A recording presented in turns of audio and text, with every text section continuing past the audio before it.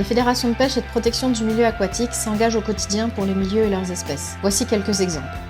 On est sur le plan d'eau de Combouge-Rouget ou Vigran. C'est un plan d'eau comme beaucoup de retenues qui n'avait pas du tout d'habitat piscicole. Donc l'objectif en partenariat avec la CACG, gestionnaire de ce lac, c'était de créer de l'habitat piscicole par des récifs artificiels, des habitats rivulaires et de connexion avec ces habitats récifs et de la recréation de frayères par du reprofilage de berges.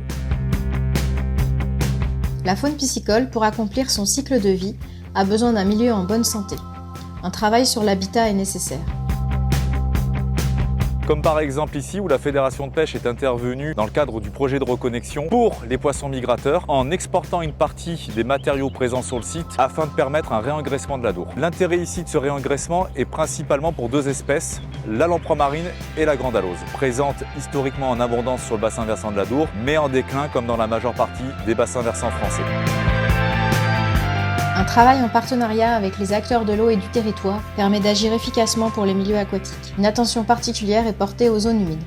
Nous sommes ici sur le site de Saint-Groux, un site que nous restaurons depuis une vingtaine d'années en partenariat avec l'animatrice Natura 2000 qui nous a aidés pour la rédaction des cahiers des charges pour pouvoir avoir des financements pour la restauration de ce milieu humide, favorable à la reproduction du brochet et également pour trouver un agriculteur qui soit intéressé pour pouvoir entretenir la parcelle en faisant de la fauche tardive. L'avantage de l'herbe, c'est que c'est assez linéaire selon les années, c'est des prairies humides donc ça nous permet aussi de bénéficier d'une pâture de qualité fin août, début septembre et encore vert. Donc. Le contrat Natura 2000, c'est un outil qui est multipartenarial et qui permet de fédérer plusieurs structures. Donc là, il y a des buts communs. Ça a permis d'initier tous ces travaux de restauration de milieu et de création de ce contrat.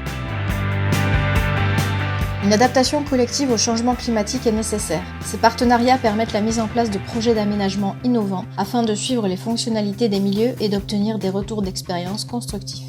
Comme par exemple ici sur la Dordogne, donc on a un bras mort qui a été aménagé en lit majeur de la Dordogne sur lequel on travaille nous sur l'aspect piscicole au niveau de la fédé de pêche. En partenariat avec Épidore, donc l'espèce brochée chez nous en Gironde est l'espèce repère, donc très sensible parce qu'elle a un milieu et des caractéristiques biologiques pour sa reproduction très compliquées. Donc on admet que si le brochet y arrive, les cyprinidae y arriveront aussi. Dans le cadre de ces travaux-là, on a l'Union européenne, on a l'Agence de l'eau et après c'est des financements régions et départements. On a également tous les partenaires techniques, donc là, la fédé de pêche, on associe évidemment les APPMA. Les gros enjeux des programmes LIFE, c'est la réplicabilité. Dans ce cadre-là, on pourra tout à fait remettre en œuvre ce type de travaux ailleurs.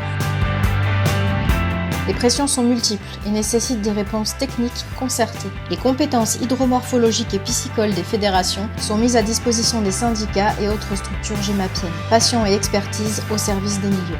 Comme par exemple ici sur la Save, en collaboration avec le syndicat Save-Gevs, nous effectuons un suivi par inventaire piscicole d'un site de restauration de cours d'eau. Le syndicat s'est engagé dans tout son programme pluriannuel de gestion à recharger l'ensemble du linéaire en amont. Et donc on va chercher de la technicité, on va chercher de l'expertise auprès de la fédération et aussi un échange technique parce qu'on échange tous les deux. Nous on se sert les poissons aussi comme indicateur de la qualité.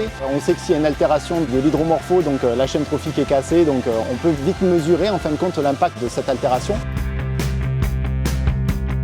Les pressions anthropiques qu'ont subies les milieux peuvent être atténuées par des actions concrètes des fédérations et des acteurs de l'eau. Avec un coup de pouce, les écosystèmes peuvent retrouver une santé florissante.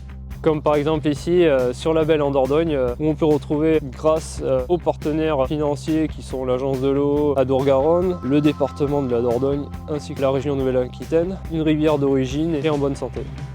Maintenir les écosystèmes en bonne santé est essentiel. Des aménagements sont nécessaires pour limiter l'impact des pressions, telles que l'agriculture ou l'aménagement urbain. Des solutions co-construites avec les différents acteurs du territoire fournissent des réponses adaptées à la protection des milieux. Poissons et écrevisses protégés peuvent compter sur les fédérations de pêche et leurs partenaires pour les aider à recoloniser leur habitat d'origine.